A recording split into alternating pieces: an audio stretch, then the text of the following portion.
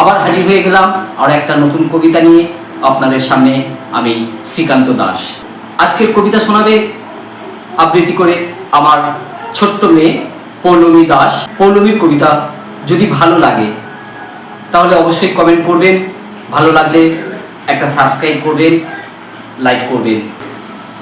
আমার ছোট্ট মেয়ে পৌলমী, দেখি আজকে ও কোন কবিতা শোনায়। সম্পূর্ণ কবিতাটি শোনার অনুরোধ রইল। নমস্কার, আমি একটা কবিতা বলবো। কবিতাটার নাম লিখেছ কাজী নজরুল ইসলাম।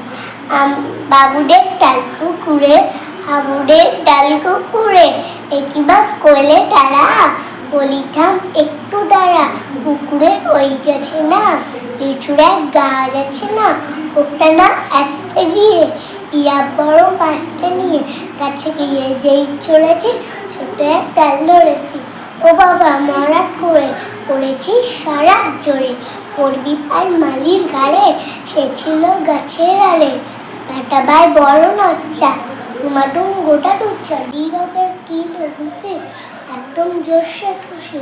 আমিও বাগিয়ে ঠাপড়, দেহ আচ্ছা গিয়ে কাপড়, লাফিয়ে ডিঙ্গু দিয়া দেখিয়ে পিটলে সিয়া। আরে ডাসছে আলকোটা, বেলোটা দাঁড়িয়ে হোটা, দেখি যে আটকে ওটা, কুকুরও জ্বললে ছোটা। আমি কই কম্ভ কাবার, কুকুরই করবে সাবার। বাবাকে ভাগো বলে পাঁচিলের কবলি বলে, গিয়ে বলতে ডরে যেন কান আসলো ডরে। যাবো ফের কান মলিবার, চুরিতে আর চড়ি যায়।